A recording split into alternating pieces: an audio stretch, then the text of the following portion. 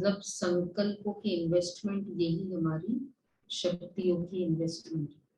मतलब मेरा उतना तो कम हो गया ना एनर्जी, मतलब उतना पैसा कम हो गया, अगर वो नेगेटिव में इन्वेस्टमेंट जाता है।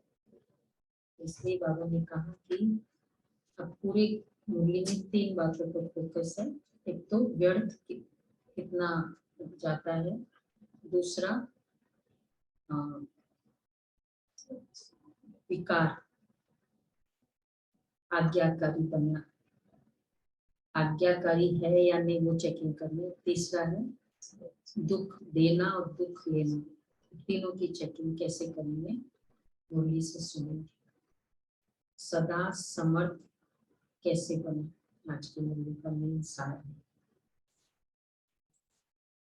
आज समर्थ बाप अपने चारों ओर के मास्टर समर्थ बच्चों को देख रहे हैं। एक है सदा समर्थ और दूसरे है कभी समर्थ कभी व्यर्थ की तरफ न चाहते भी आकर्षित हो जाते हैं। क्योंकि जहां समर्थ स्थिति है वहां व्यर्थ हो नहीं सकता, संकल्प भी व्यर्थ नहीं उत्पन्न हो सकता। बाप दादा देख रहे थे कि कई बच्चों की अब तक भी बाप के आगे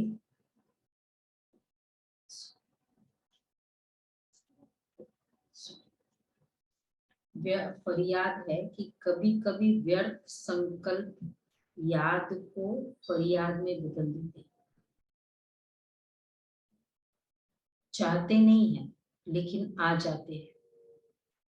विकल्पों की स्टेज को तो मेजॉरिटी समय तक समाप्त कर लिया, लेकिन व्यर्थ देखना, व्यर्थ सुनना, व्यर्थ सोचना, व्यर्थ समय गवाना, इसमें फुल पास नहीं है। क्योंकि अमृत वेले से सारे दिन की दिनचर्या में अपने मन और बुद्धि को समर्थ स्थिति में स्थित करने का प्रोग्राम सेट नहीं करते हैं, तो स्वतः ही कभी सेट नहीं करते, इसलिए अपसेट हो जाते। अमृत वेले से अपनी स्थिति को सेट करो। पूरे दिन की प्लानिंग सुबह करते हैं ना, एक्चुअली जिसका भी वो स्टार्टिंग ऑफ द डे होता है, लोगों के तो पहले दिन ही बन जाती है प्लानिंग। और अगर और इम्पोर्टेंट है तो क्या होता है, 1 वीक पहले प्लानिंग होती है। सी डे की प्लानिंग है, किसकी डे की प्लानिंग होती है। एक होता है मुझे इस इवेंट में जाना है, वो तो 1 घंटे की प्लानिंग है। आज शादी में जाना है, 1 हफ्ते बाद जाना है, लेकिन पूरे दिन की दिनचर्या की प्लानिंग 1 हफ्ते पहले बनना, 1 दिन पहले बनना, तो वो भी जैसे जो विशेष होता है जिनके बहुत सारे एंगेजमेंट्स होते हैं तो पूरे दिन की प्लानिंग करते हैं। और अगर पूरा मतलब और भी वीआईपी है, वीआईपी और है तो 1 हफ्ते से पूरे दिन की प्लानिंग होती है, पूरे दिन की प्लानिंग। और अगर वीवीआईपी तो महीने से। तो इवेंट की प्लानिंग वो तो बहुत कॉमन है, 1 महीने बाद है ना, हमें यहाँ जाना है, यहाँ ट्रैवलिंग है हमारी, वो नहीं, लेकिन पूरे दिन की। तो जिसकी पूरे दिन की प्लानिंग होती है और वो भी पहले से, या समझ लो प्लानिंग है कभी भी हो, तो कौन सी आत्मा, कौन सी कैटेगरी में होती है, वो वीआईपी कैटेगरी में माना जाएगा उनको, क्योंकि पूरे दिन की प्लानिंग है। और अगर पूरे संकल्पों की प्लानिंग है तो क्या करेंगे, संकल्पों की प्लानिंग, कि आज पूरे दिन मुझे 7 से 8, 8 से 9 जैसे हम करते हैं ना, हम तो फिर भी 1 घंटे में 1 मिनट का करते हैं, तो वो हो गया कितने, अब देख लो कितने वीआईपी से आज बाबा बोल रहे हैं। तो इसमें फुल पास नहीं है। विकल्पों की स्टेज को तो मेजॉरिटी समय तक समाप्त कर लिया, लेकिन व्यर्थ देखना, व्यर्थ सुनना और सोचना, व्यर्थ समय गंवाना, इसमें फुल पास नहीं है। क्योंकि अमृत वेले से सारे दिन की दिनचर्या में अपने मन और बुद्धि को समर्थ स्थिति में स्थित करने का प्रोग्राम सेट नहीं करते। जैसे अपने स्थूल कार्य के प्रोग्राम को दिनचर्या प्रमाण सेट करते, ऐसे अपनी मनसा समर्थ स्थिति का प्रोग्राम सेट करेंगे। मनसा में क्या संकल्प करना है वो प्रोग्राम सेट करना है अमृत वेले से। तो कभी अपसेट नहीं होंगे। वैसे एक होता है डूइंग, क्या करना है, और एक होता है बीइंग। डूइंग के तो हमारे आज ये करना है, ये करना है, इतने बजे ये करना है, इतने बजे से इतने बजे तक ये करना है, ये तो करते। लेकिन बीइंग का, राजेंद्र भाई आपके तो बहुत पहले से प्रोग्राम सेट है। डूइंग का होता है, करते हैं पर बहुत मुश्किल होता है, मन कर ही जाता है। लेकिन डूइंग में तो एक्यूरेट है ना हम। लेकिन बीइंग में इधर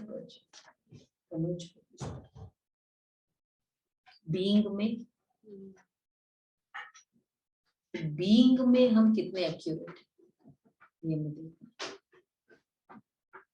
तो आज बीइंग का प्रोग्राम रखें। चलो आज का होमवर्क होगा वैसा। तो बाबा कह रहे हैं तो मन को अपसेट होने का फिर समय नहीं मिलेगा। आजकल की दुनिया में बड़ी पोजीशन वाले, जिन्हों को आईपी या वीआईपी कहते हैं, वह सदा अपने कार्य की दिनचर्या को समय प्रमाण सेट करते हैं। तो आप कौन हो? वह भले वीआईपी है, लेकिन सारे विश्व में ईश्वरीय संतान के नाते, ब्राह्मण जीवन के नाते आप क्या हो? आप कितनी भी क्या, हम लोग वो आईपी है, वीआईपी है, वीवीआईपी हो सकता है, इतना ही है। बहुत ज्यादा है तो वी 3 बार। अच्छा आप कितने हो? ईश्वरीय संतान। बाबा कहते हैं कि जितने मर्जी वी लगा लो हमारे आगे, उतने हम। तो बाबा कहते हैं तो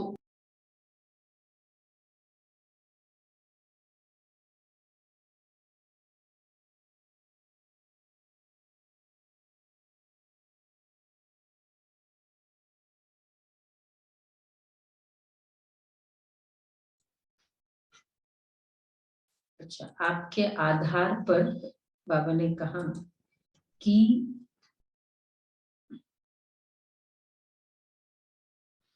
विश्व परिवर्तन होता है।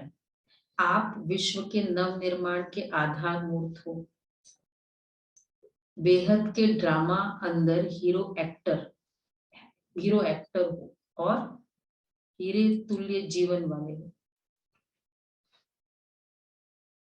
तो कितने बड़े हुए ये शुद्ध नशा। देखो, हीरो एक्टर और हीरे तुल्य जीवन वाले, बेहद ड्रामा के। एक होता है ना बॉलीवुड का, एक होता है हॉलीवुड का। लेकिन अगर दोनों में कितना है, टॉलीवुड, बॉलीवुड, हॉलीवुड, तीनों में अगर नंबर 1 हो, जैसे वो तीनों सेनाओं में नंबर 1, तो तीनों में नंबर 1 एक्टर कौन है? हमारा कौन सा है मालूम है आपको? हाँ, आपको पता है आप कहाँ के हीरो एक्टर्स? गॉडलीवुड के।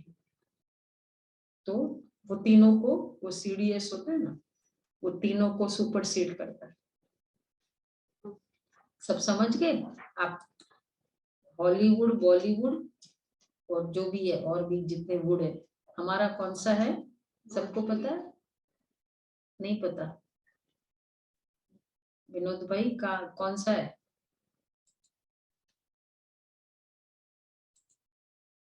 सुनाई दे रहा है कि नहीं दे रहा है? मैं बोलूं दीदी? दे रहा है दीदी। गॉडलीवुड। गॉडलीवुड समझ में आ रहा है। तो बाबा कह रहे हैं आपका आत्मिक रूहानी नशा है, इसलिए नीचे नहीं ले आता। सदा ऊंची उड़ती कला की ओर ले जाता है, तो व्यर्थ तरफ आकर्षित होने का कारण है अपने मन बुद्धि की दिनचर्या सेट नहीं करते हो, मन को बिजी रखने की कला संपूर्ण रीति से सदा यूज नहीं करते हैं। दूसरी बात, एक तो ये रीजन है, पूरे दिन की दिनचर्या सेट नहीं करते। क्या पूरे दिन क्या करना है? देखो बाबा दिनचर्या करते हैं, हम तो 10-20 संकल्प की बात करते हैं कि 10 बार बाबा को याद किया, 20 बार। क्या हो गया? केजी स्टाइल है ये तो, हाँ केजी स्टाइल है ये। उसमें भी कोई कहते हैं 5 बार ही हुआ आज पूरे दिन, केजी स्टाइल। बाबा दिनचर्या करें, लक्ष्य बड़ा लेंगे ना ये वाला आज का लक्ष्य है, इसलिए इस हफ्ते का थोड़ा ज्यादा, वैसे भी last week of the year है तो ज्यादा पुरुषार्थ करना। मुरली भी वैसे चली, तो बाबा ने कहा कि अपने मन को बिजी रखने की कला संपूर्ण रीति से यूज नहीं करते। दूसरी बात, अमृत वेले से लेकर रात के सोने तक मनसा वाचा कर्मणा और संबंध संपर्क में कैसे चलना है व रहना है, सबके लिए श्रीमत अर्थात आज्ञा दी हुई है। मनसा में क्या स्मृति में रखना है, यह हर कर्म में अपनी मनसा स्थिति का डायरेक्शन आज्ञा मिली हुई है।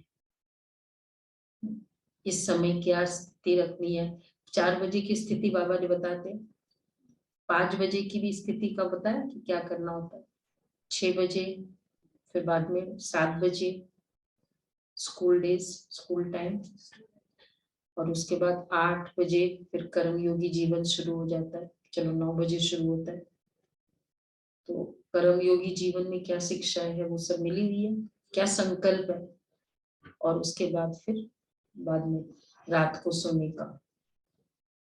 तो सबके लिए श्रीमत अर्थात आज्ञा दी हुई है। मनसा में क्या स्मृति में रखना है, यह हर कर्म में अपनी मनसा स्थिति का डायरेक्शन आज्ञा मिली हुई है।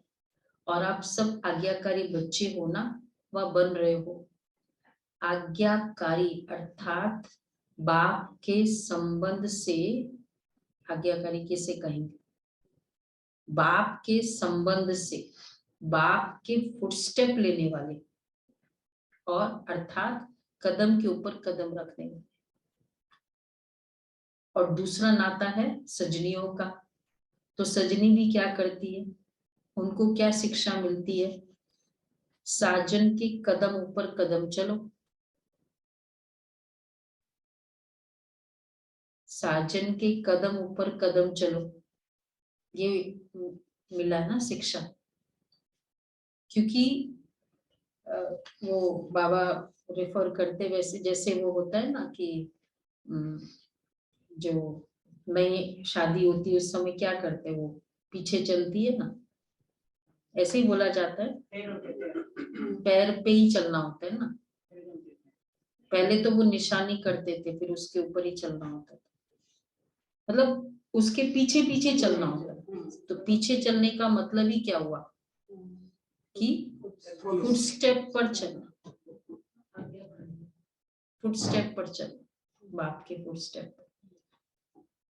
तो सजनी भी क्या करती है, साजन के कदम ऊपर कदम चलती है। तो आज्ञाकारी अर्थात बाप दादा के आज्ञा रूपी कदम पर कदम रखना, यह सहज है व मुश्किल है। कहाँ कदम रखे, ठीक है व नहीं, यह सोचने की भी जरूरत नहीं है, सहज। लेकिन सारे दिन में चलते चलते कोई न कोई आज्ञाओं का उल्लंघन हो जाता है। बातें छोटी होती है, छोटी छोटी होती है, लेकिन अवज्ञा होने से फिर बोझ इकट्ठा हो जाता है। आज्ञाकारी को सर्व संबंधों से परमात्मा दुआएं मिलती है। जैसे सपोज बाबा ने कहा कि पहली आज्ञा कि व्यर्थ को, मतलब इस बात को ज्यादा नहीं संकल्प करना है, और एक बार संकल्प किया, अब हमने उसको 4 बार सोचा, नहीं होना चाहिए, नहीं होना चाहिए, नहीं, तो आज्ञा, एक तो व्यर्थ किया, फिर अवज्ञा की उसका, फिर अवज्ञा का बोझ, व्यर्थ का तो टाइम वेस्ट हुआ, अवज्ञा करने का बोझ, तो ये इकट्ठा होता जाता है, थोड़ा थोड़ा बोझ। आज्ञाकारी मतलब कितना क्वांटम ऑफ आज्ञा कितना इंटेंस था, उसके हिसाब से हो गया ना। एक होता है बहुत पावरफुल आज्ञा थी कि ये तो बिल्कुल नहीं करना है, जैसे पवित्रता की बात है, उसमें थोड़ा सा भी रिलैक्सेशन, तो उस हिसाब से उतना बोझ होगा कि ये एकदम स्ट्रिक्ट नियम था। और बाकी फिर बाकी की भी आज्ञा है, तो कहाँ कदम, तो बाबा कहते हैं आज्ञाकारी को सर्व संबंधों से परमात्मा दुआएं मिलती। ये नियम है, साधारण रीति से भी कोई किसी मनुष्य आत्मा के डायरेक्शन प्रमाण हाजी कह करके कार्य करते हैं, तो जिसका कार्य करते उसके द्वारा मन से उनको दुआएं जरूर मिलती है। यह तो परमात्मा दुआएं है, परमात्मा दुआओं के कारण आज्ञाकारी आत्मा सदा डबल लाइट उड़ती कला वाली होती है। यह तो परमात्मा दुआएं साथ साथ आज्ञाकारी आत्मा को आज्ञा पालन करने के रिटर्न में बाप द्वारा विल पावर विशेष वरदान के रूप में, तो फर्स्ट है परमात्मा दुआएं, और दूसरा विल पावर विशेष वरदान के रूप में, वर्षे के रूप में मिलती है।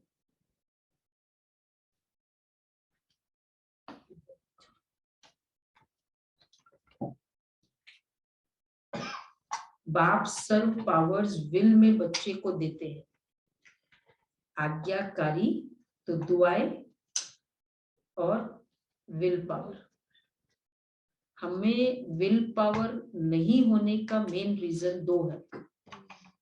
एक, जैसे आज बाबा ने कहा, ओबीडियंस, ये भगवान का वरदान की मीनिंग क्या है? मुझे परमात्मा का वरदान मिला, मेरे अंदर बहुत शक्ति, विल पावर, करने की शक्ति डेवलप होती है। और दूसरा पवित्रता के कारण। विल पावर नहीं है कि स्टेटमेंट्स क्या होगा?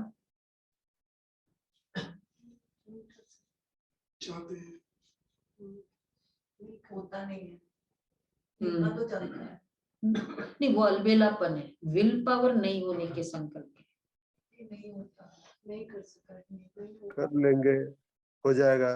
कष्ट वाला होगा। दृढ़ता की कमी। हाँ हाँ, तो उसके स्टेटमेंट कौन से होते हैं? मुश्किल है। क्या करे, पता नहीं कैसे हो गया, कर तो रहे हैं। नहीं वो अलबेलापन है, कर तो रहे हैं, चल तो रहे हैं, लेकिन पता नहीं क्या करे। मैं कितना उठना चाहता था, लेकिन पता नहीं आज उठा ही नहीं। मैंने बहुत अच्छे से संकल्प करके गए थे, फिर भी नहीं उठा। मैं बहुत सोचता हूँ आज चला जाऊंगा टाइम पर सेंटर पे, नहीं हुआ। तो क्या करे, हो जाता है, तो ये विल पावर की कमी है। तो जिसकी पवित्रता बहुत पावरफुल है ना, उसकी विल पावर बहुत पावरफुल, और जिसकी आज्ञाकारी पवित्रता से, क्योंकि पवित्रता मतलब हमारे सामने सब कुछ है, हमने डिसाइड किया ये नहीं करना मुझे, इसको कहेंगे प्योरिटी। नहीं तो क्या हो जाएगा, बातें ही ऐसी थी, दृश्य ही ऐसा था, इम्प्योर संकल्प आ गए। Easy method. तो पवित्रता मतलब था, नहीं किया, तो अंदर पावर था ना।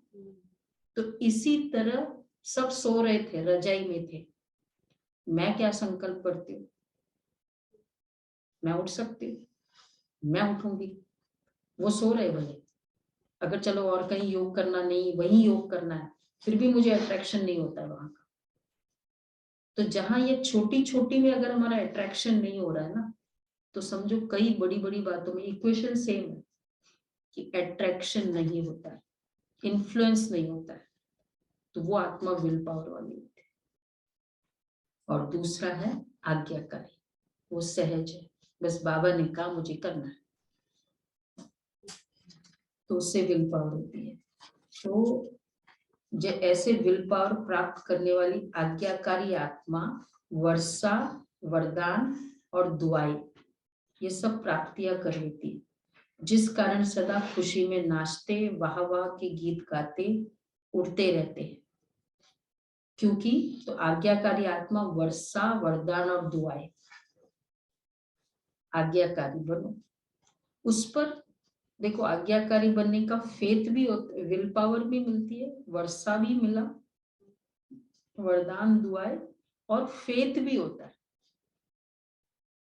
और तीसरा कमिटमेंट भी होती है, भाई ये आज्ञा का पालन करेगा, तो उस पर मैं पता है कि ये कमिटेड है। तो बाबा कहते हैं इसलिए सर्व पावर सहज प्राप्त हो जाती है। तो ऐसे विल पावर प्राप्त करने वाली आत्मा वाह वाह के गीत गाते उड़ते रहते हैं, क्योंकि उनका हर कर्म उनको प्रत्यक्ष फल प्राप्त कराता है। कर्म है बीज, जब बीज शक्तिशाली होता है तो फल भी ऐसा मिलेगा ना। तो हर कर्म का प्रत्यक्ष फल बिना मेहनत के स्वतः ही प्राप्त होता है।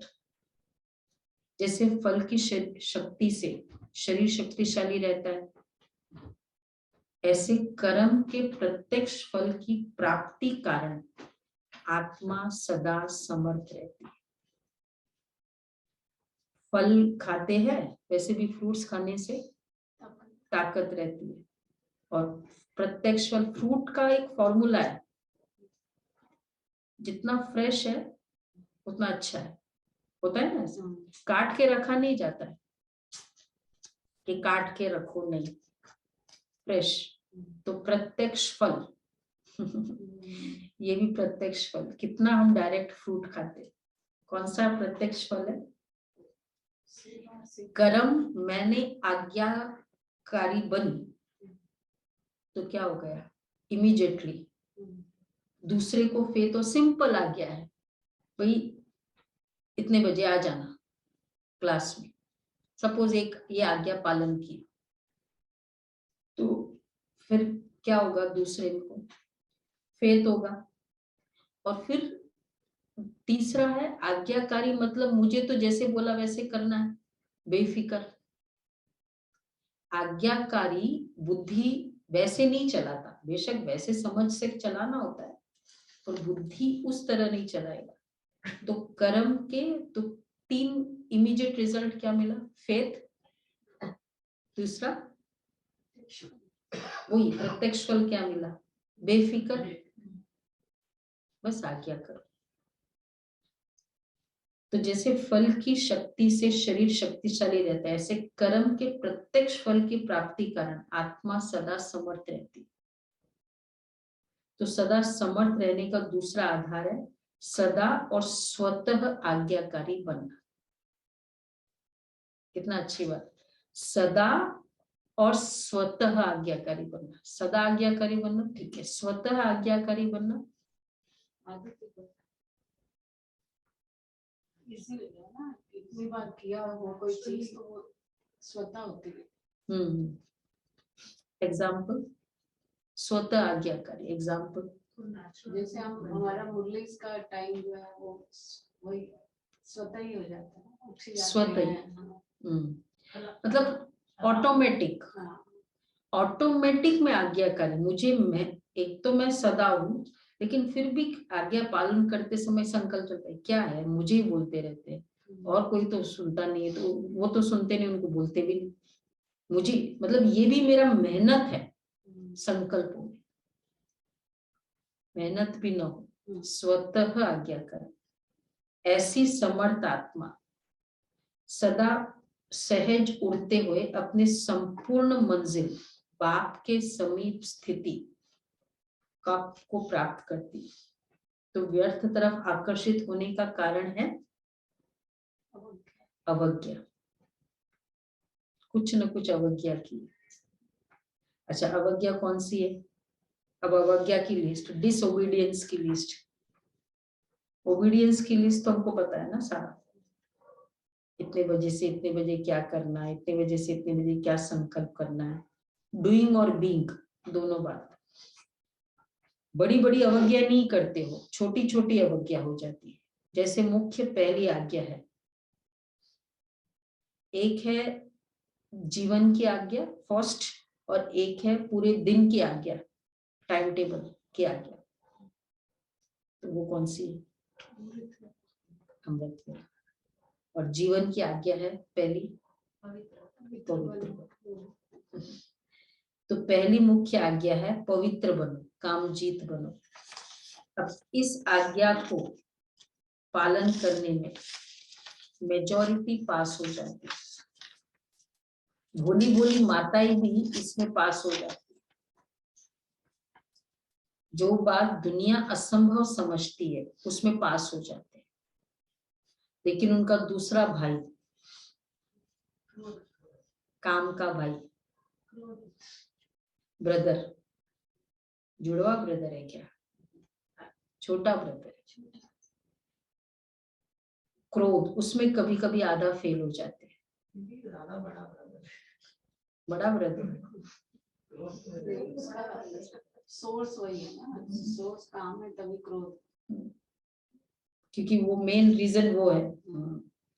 तो उसमें कभी कभी आधा फेल हो जाते हैं। देखो बाबा रिजल्ट अच्छा बता रहे, कभी कभी, और वो भी आधा फेल हो जाते हैं। आधा फेल, क्रोध में आधा फेल कैसे होते हैं? इरिटेशन। दूसरा आंख दिखाना, रोग, राइट।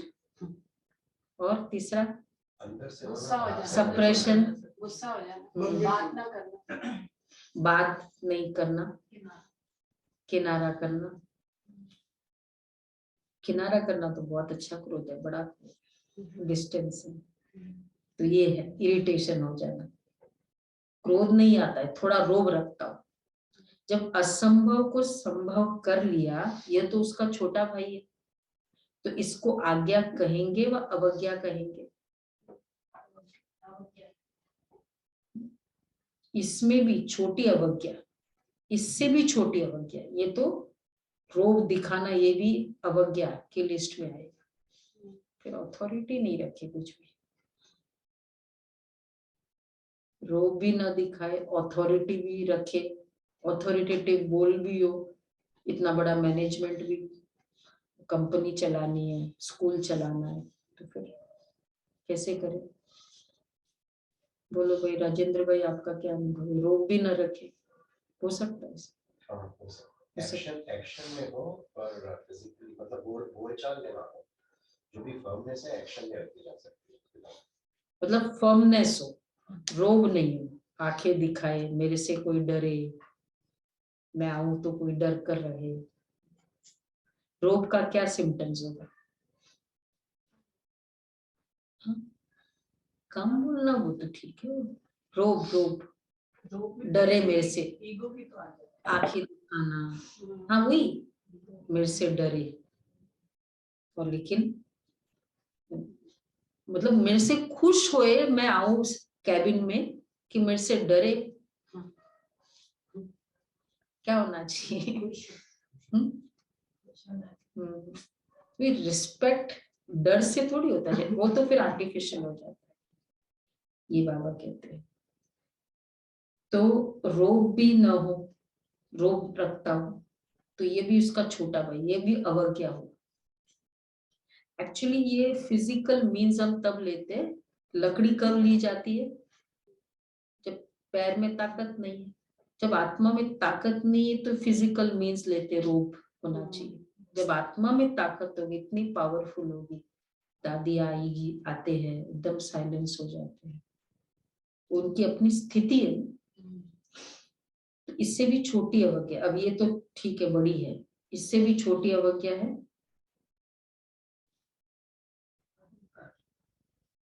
छोटी, एकदम छोटी अवज्ञा, ये तो बड़ी। लोभ, दूसरा दिनचर्या वाली, दिनचर्या की अमृत वेला, अमृत वेले नियम का पालन नहीं करते। इससे भी छोटी अवज्ञा, अवज्ञा बता रहे हैं, आज्ञा नहीं। अमृत वेले का नियम आधा पालन करते हो, पूरा नहीं। वो कैसे? वो तो सब मास्टर है इसमें। अमृत वेले का नियम आधा पालन करते हैं। एक तो पालन ही नहीं करते, उठते ही नहीं। वो तो चलो वो कैटेगरी, हमारी वो कैटेगरी। दीदी अमृत वेले उठ गए लेकिन मुरली सुनने के पहले सो गए, आधा पालन किया। हाँ ये भी ठीक है, बहुत अच्छा। मुरली के पहले सो गए, एक और नींद। हमारी मोहिनी बहन कहती है बहनों की 2 अमृत वेला, 3 अमृत वेला होता है। उसके पहले अमृत वेला, फिर उठ के आराम से उठ के फिर सो जाते हैं, दूसरी अमृत वेला, फिर तीसरा दिन में सो जाते हैं, तीसरी अमृत वेला। यही जब पहले करते थे ना, फिर उतने ही गुड मॉर्निंग हो जाते थे। इतनी गुड मॉर्निंग। अच्छा, तो गुड मॉर्निंग बाबा को करने के लिए 3 अमृत वेला करते हैं। नहीं वो बना हुआ था ना, जितनी बार उठ गए फिर गुड मॉर्निंग बाबा। ठीक है, तो एक ये हुआ अवज्ञा। दूसरा अवज्ञा नहीं, अमृत वेले वाली अवज्ञा, आधा नियम पालन करते हैं। स्नान का तो बाबा नहीं करते, वो अपना नहीं, वो बाबा ने नहीं कहा है, बाकी वो फिर डिपेंड करता है। हाँ आया था, बेड पे नहीं करना, अमृत वेला बेडरूम में नहीं करनी है, बेड पे नहीं करनी है। दीदी मुरली सुनना वीडियो बंद करके। बेडरूम में कौन करके? दीदी मुरली सुनना वीडियो बंद करके। नहीं, अमृत वेले का अवज्ञा। अरे अमृत वेले के बाद में सो जाना। अमृत वेले विधि पूर्वक नहीं करते हैं। बाबा को गुड मॉर्निंग नहीं करना। एक तो या तो नींद आती है, सुनो बाबा क्या कहते हैं। तो जैसे बाप की आज्ञा उस विधि से सिद्धि को प्राप्त करते हो, शक्तिशाली स्थिति होती है अमृत वेला, एकदम शक्तिशाली स्थिति।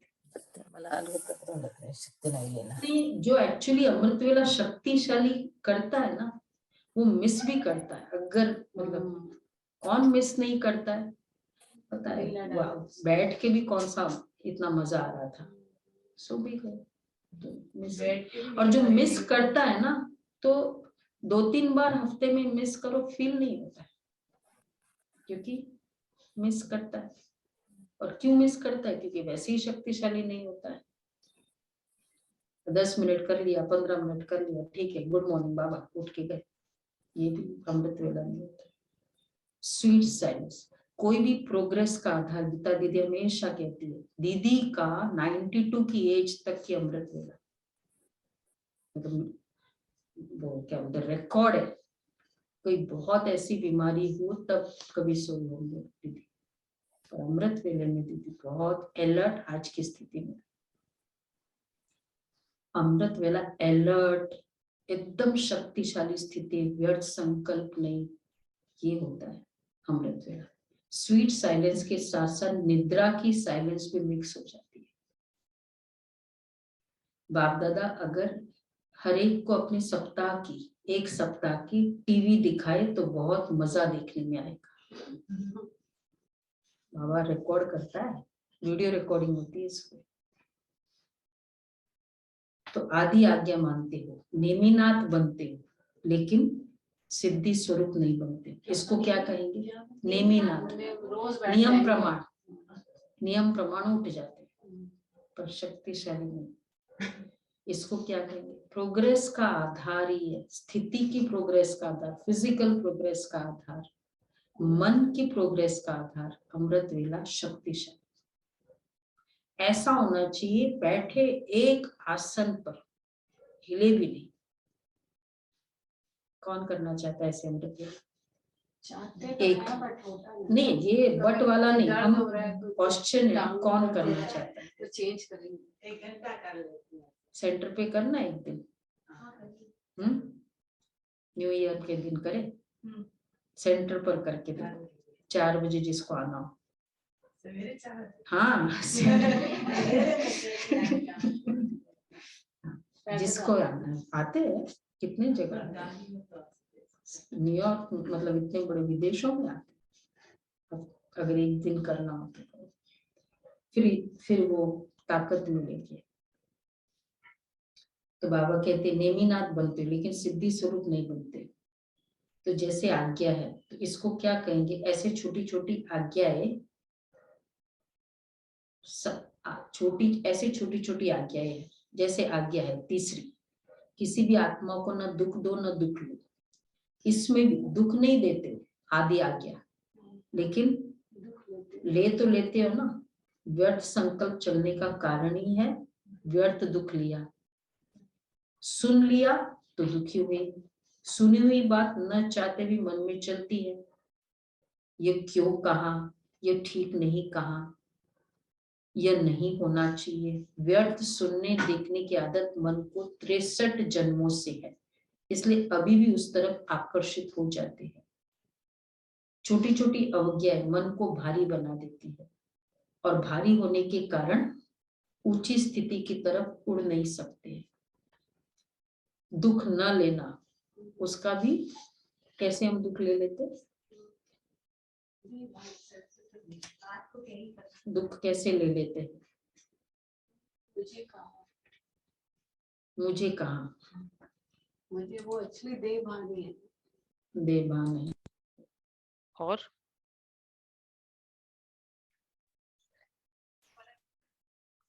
कोई भी फर्क बात क्या? को फील करना माना दुख लेना।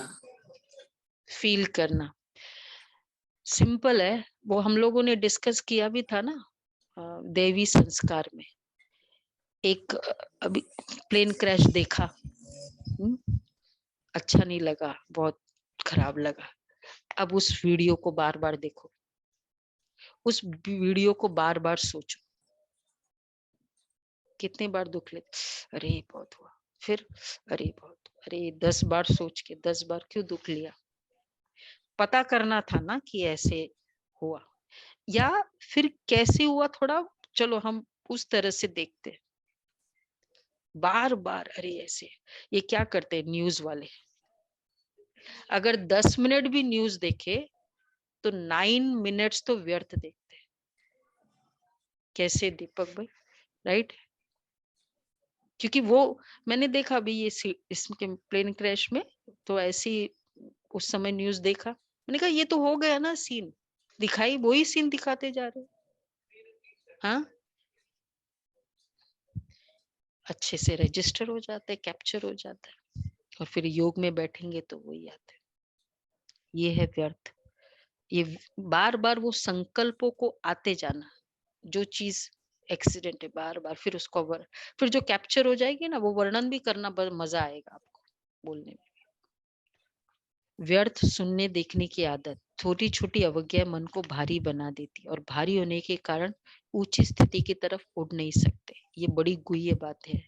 जैसे पिछले जन्मों के पाप कर्म बोझ के कारण आत्मा को उड़ने नहीं देते हैं, ऐसे इस जन्म की छोटी छोटी अवज्ञाओं का बोझ जैसे स्थिति चाहते हो वैसे अनुभव नहीं करने देता। ब्राह्मणों की चाल बहुत अच्छी है। अच्छा, बाप दादा पूछते हैं कैसे हो, तो सभी कहेंगे बहुत अच्छे हैं, ठीक है। फिर जब पूछते हो कि जैसी स्थिति होनी चाहिए वैसी है, कैसे हो, परफेक्ट है, बहुत अच्छे। जो जैसी स्थिति होनी चाहिए वैसे है,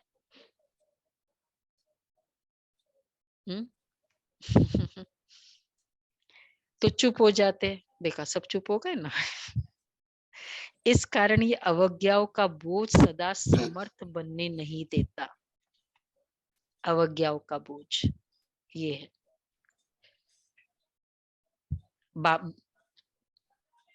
तो आज यही स्लोगन याद रखना, न व्यर्थ सोचो, न देखो, न व्यर्थ सुनो, न व्यर्थ बोलो।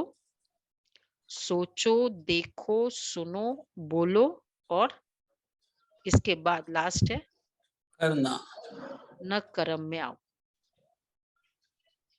ये सारा पहले मटेरियल है, फिर वो एक प्रोडक्ट बनता है, कर्म में आता है।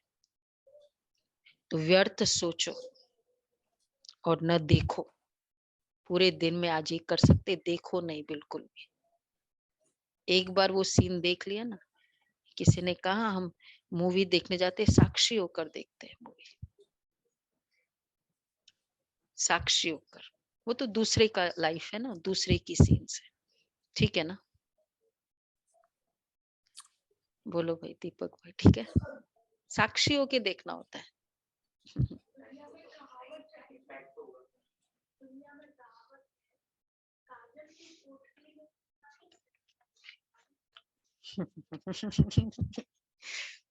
हम्म, हम्म।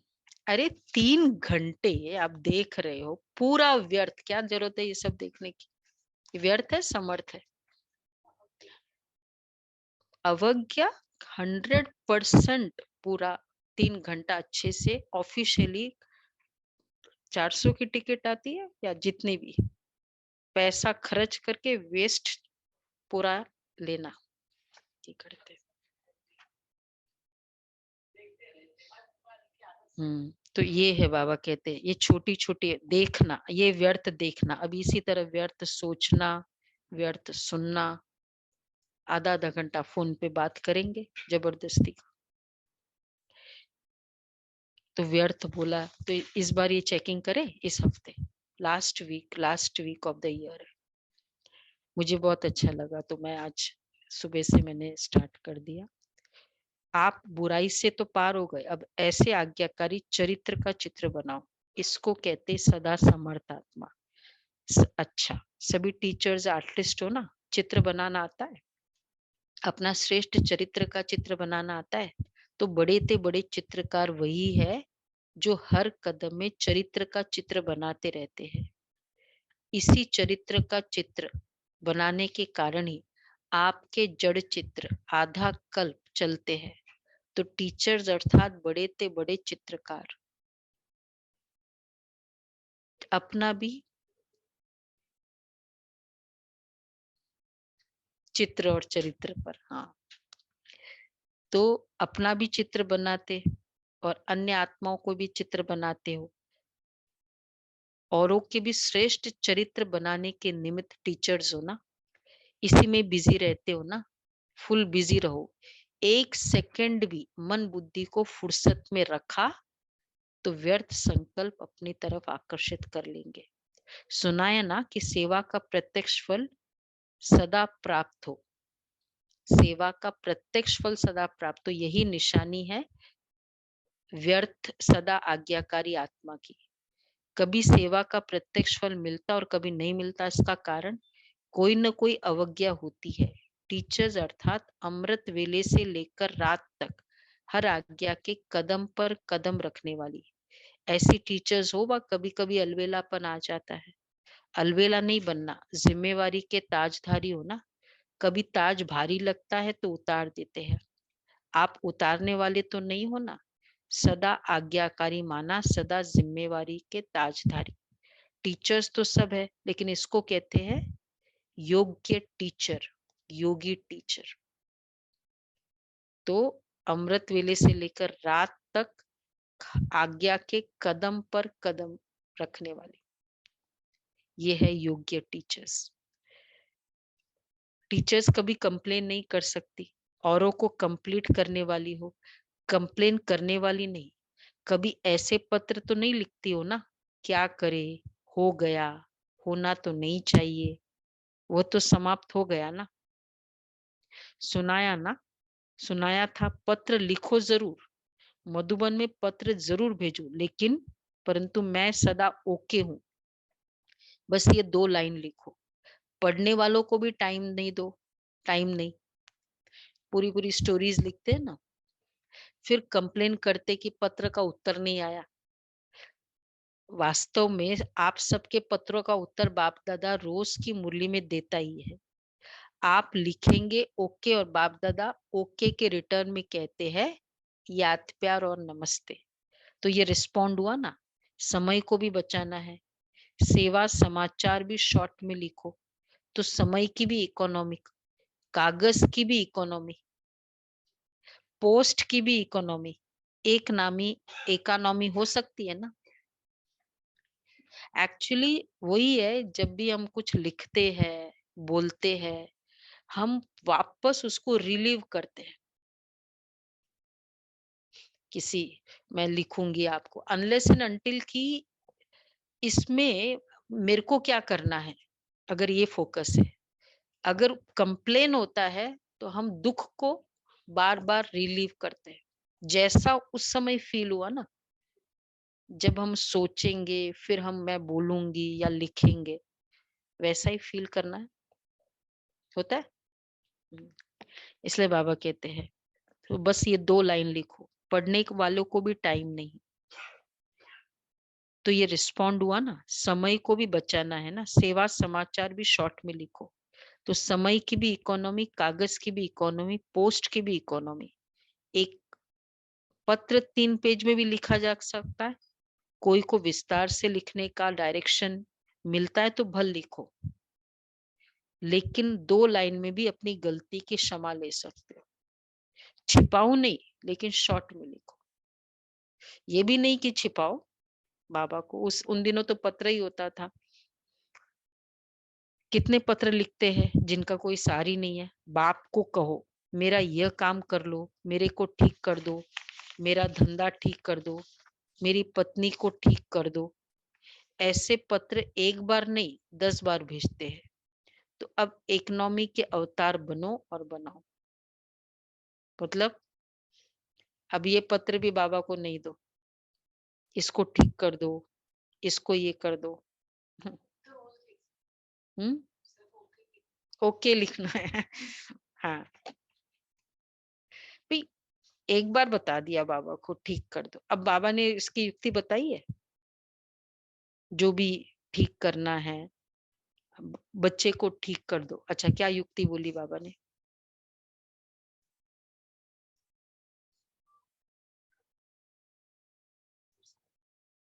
सब समर्थ हो ऐसा पेरेंट, अच्छा हाँ, वो आत्मा है, ये भी बात है। बच्चे को ठीक कर दो भाई, वो आत्मा है, उसकी अपनी जर्नी है, वो अपना पूरा लेकर आई है अकाउंट, तो हम कुछ कर नहीं सकते।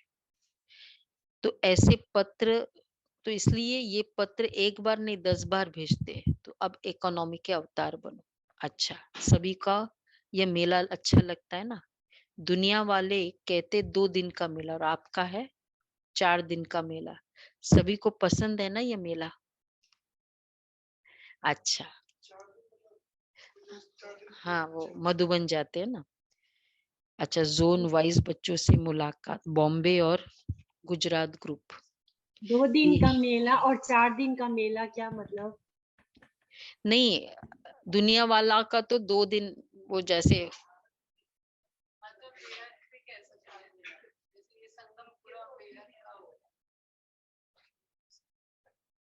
नहीं, ये तो अभी यहाँ 4 दिन का मेला बाबा, इसको बाबा ने कहा ना सभी को ये मेला अच्छा लगता है ना। दुनिया वाले कहते 2 दिन का मेला और आपका 4 दिन का मेला है, सभी को पसंद है ना। मतलब यहाँ मधुबन का मेले की बात है, वो वाले मेले की बात नहीं है। तो ये मधुबन का है क्योंकि ये मेला पसंद है ना, बाबा ने पूछा पहले। अच्छा, फिर बॉम्बे का ग्रुप बैठा है। बेहद बाप के अर्थात बेहद के मालिक के बालक है, ऐसे समझते हो? बालक सो मालिक होता है, इसलिए बाप दादा बच्चों को मालिकम सलाम कहते हैं। बेहद बाप के बेहद के वर्षे के बालक सो मालिक हो, तो बेहद के वर्षे की खुशी भी बेहद होगी ना। बाप बच्चों को अपने से भी आगे रखते हैं, विश्व के राज्य के अधिकारी बच्चों को बनाते, खुद तो नहीं बनते। तो वर्तमान और भविष्य दोनों अधिकार मिल गए और दोनों ही बेहद है। सतयुग में भी हदें तो नहीं होगी ना, न भाषा की, न रंग की, न देश की। यहाँ तो देखो कितनी हदें हैं। बेहद के आकाश को भी हदों में बांट दिया, वहां कोई हद ही नहीं होती। तो बेहद का राज्य भाग्य हो गया ना। लेकिन बेहद का राज्य भाग्य प्राप्त करने वाले को पहले इस समय अपनी देह की हद से परे जाना पड़ेगा। अगर देहभान की हद से निकले तो और सभी हद से निकल जाएंगे। इसलिए बाप दादा कहते हैं पहले देह सहित देह के सब संबंधों से न्यारे बनो। पहले देह फिर देह के संबंधी। तो इस देह के भान की मिट्टी की हद से निकले हो, क्योंकि देह की हद कभी भी ऊपर नहीं ले जाएगी। देह की हद कौन सी है? Limitation of the body consciousness. मैं हिंदू हूँ, मैं पंजाबी हूँ, ये सब देह की हदें है ना। तो बाबा कहते हैं देह मिट्टी है, कोई भी चीज मिट्टी की होगी तो भारी होगी ना। ये देह तो पुरानी मिट्टी है ना, इसमें फंसने से क्या मिलेगा? कुछ भी नहीं। तो सदा ये नशा रखो कि बेहद बाप और बेहद वर्षे का बालक सो मालिक है। जब बालक बनना है उस समय मालिक नहीं बनो, और जब मालिक बनना है उस समय बालक नहीं बनो। जब कोई राय देनी है, प्लान सोचना है, कुछ कार्य करना है तो मालिक होकर करो।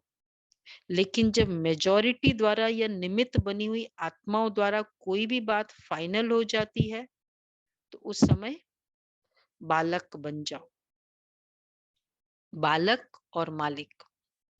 तो जब राय देनी है तो उस समय मतलब बाबा जो कहते हैं ना, मालिक होकर पूरी रिस्पॉन्सिबिलिटी से, पूरा अपनापन होके राय दो।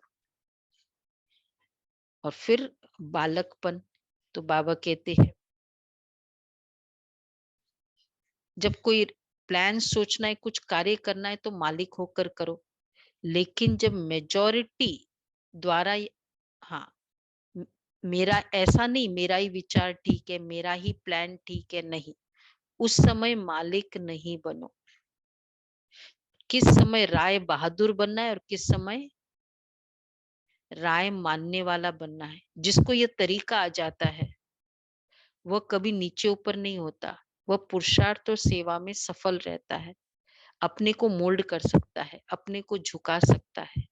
झुकने वाले को सदैव ही सेवा का फल मिलता है। और किसको तरीका आता है? ये जो तरीका आता है ना, राय देना, मालिक बनना और बालक बनना। इतना सा भी मेरी राय नहीं मानी उसकी फीलिंग में आए, उससे क्या प्रॉब्लम होगी? एक तो उस समय डिजेक्शन, नर्वसनेस, या रिवेंज की फीलिंग, अब मैं भी नहीं देख लूंगा अगर। और तीसरा फिर डिसीजन, आगे से मैं नहीं देने वाला हूं। मतलब अपने आप को लिमिट कर देते हैं, क्योंकि बालक नहीं बन सकते, सिर्फ मालिक बना। मेरी क्यों नहीं राय मानी, अब मैं आगे से बिल्कुल नहीं बोलूंगा, करने दो जो मन में आए कर रहे। ये क्रोध, रिवेंज। तो बालक तो मेरा ही विचार ठीक है, मेरा ही प्लान ठीक है, नहीं, उस समय मालिक नहीं बनो। अच्छा है ना मैनेजमेंट का फॉर्मूला? राजेंद्र भाई, मालक और बालक, बालक, मालिक और बालक, ये भी एक डिटैचमेंट है। जब मेरी आइडिया से मैं बहुत अटैच्ड होती हूँ तो मैं क्या कहूंगी, यही करो। ठीक है, मैंने राय दे दी, और राय भी पूरा भावना से, ये भी नहीं ठीक है मैंने दे दी, पता है इन लोग मानने वाले तो है नहीं।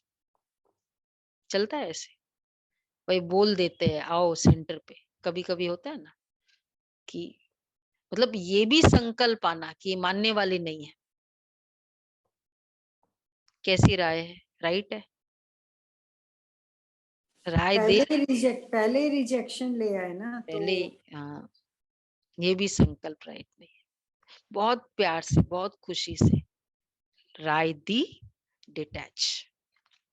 ये भी अपने अपने आप को अपने आइडिया से, अपनी फीलिंग से डिटैच करने का तरीका है। तो बाबा कहते हैं उस समय मालिक नहीं बनो। तो किस समय राय बहादुर बनना है और किस समय राय मानने वाला बनना है। जिसको ये तरीका आ जाता है वह नीचे ऊपर नहीं होता, वह पुरुषार्थ और सेवा में सफल रहता है, अपने को मोल्ड कर सकता है। और उससे क्या होता है, फीलिंग नहीं आती है। मैं उतना ही खुश रहता हूँ जितना मानने के बाद खुश होता है। तो क्या होगा, दूसरा भी डर के मानेगा नहीं आपकी राय को। पता नहीं, अगर नहीं माने ना फिर ये तो एकदम बहुत फील करेगा, इससे बेटर है इसके मान लो। आगे दूसरे से को मीटिंग में बुलाना ही बंद कर देंगे ना फिर तो। वो भी है, या मानेंगे तो हाँ भाई, प्रिटेंड करना पड़ता है क्योंकि इसको फीलिंग बहुत आ जाती है। राइट है, बुलाना भी बंद करेंगे ना, क्योंकि आइडियाज आती है और सोचता है मैं मेरे ही मानी जाए। तो लोग भी डर के प्रिटेंड करेंगे आपके लिए, वो क्या फायदा, खुशी से मेरी राय मानी नहीं गई। तो बाबा इसलिए कहते किस समय राय बहादुर बनना है और किस समय राय मानने वाला बनना है। किस समय जिसको ये तरीका आ जाता है वह पुरुषार्थ और सेवा में सफल रहता है, अपने को मोल्ड कर सकता है, अपने को झुका सकता है। झुकने वाले को सदैव ही सेवा का फल मिलता है। सुन रहे कौन है? तनुज भाई, क्या बोला बाबा ने? अभी लेटेस्ट।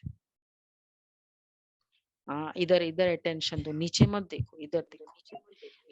झुकने वाले को सदैव ही सेवा का फल मिलता है। हाँ, और अपने अभिमान में रहने वाले को सेवा का फल नहीं मिलता। तुम सफलता की विधि है बालक सो मालिक, समय पर बालक बनना, समय पर मालिक बनना। यह विधि आती है।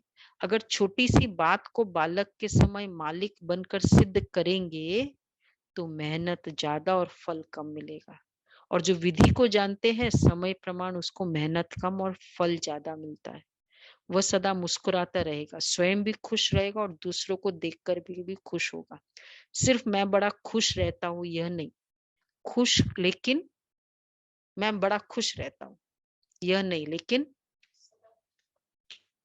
दूसरे भी मुझसे खुश रहते हैं, सभी खुश रहे। लेकिन खुश करना भी है और खुश रहना भी है, तब राजा बनेंगे।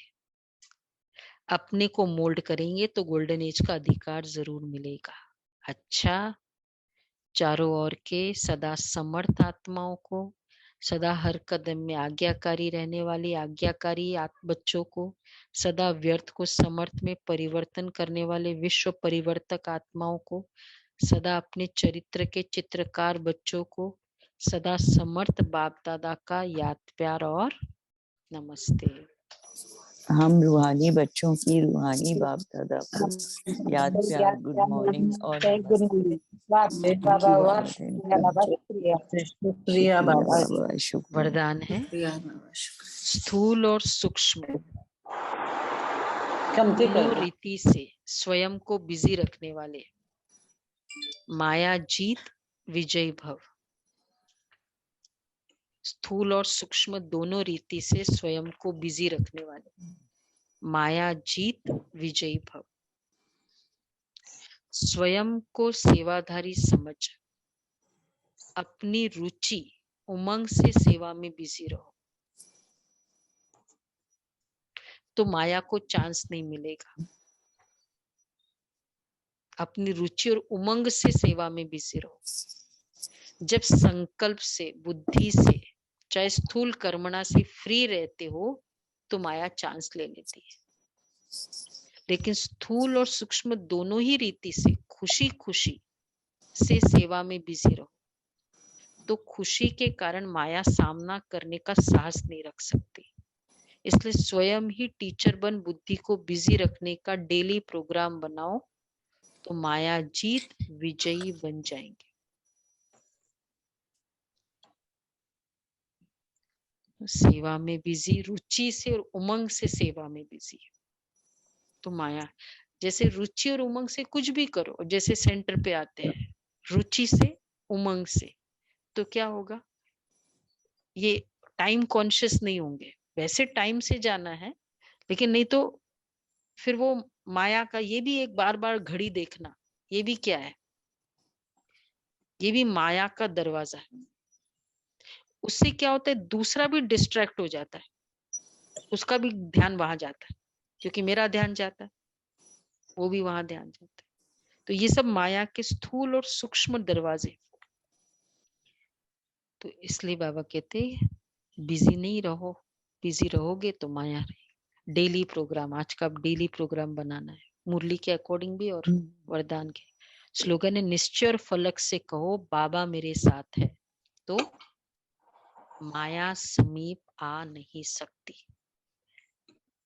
निश्चय से कहो तो माया समीप आ नहीं सकती। अच्छा, आज का अव्यक्त इशारा, कल का भी है ना। जैसे बाप के लिए सबके मुख से एक ही आवाज निकलती है मेरा बाबा, ऐसे आप हर श्रेष्ठ आत्मा के प्रति यह भावना हो, महसूसता हो। हर एक से मेरेपन की भासना आए, हर एक समझे कि यह मेरे शुभ चिंतक सहयोगी सेवा के साथी है। इसको कहा जाता है बाप समान कर्मातीत स्टेज के रक्तनशीन। आज का फिर कल करेंगे, नहीं तो ओवरडोज हो जाएगा, याद ही नहीं रहेगा। मेरा बाबा, हर एक से ये हो, मेरा बाबा, मेरा बाबा। अच्छा।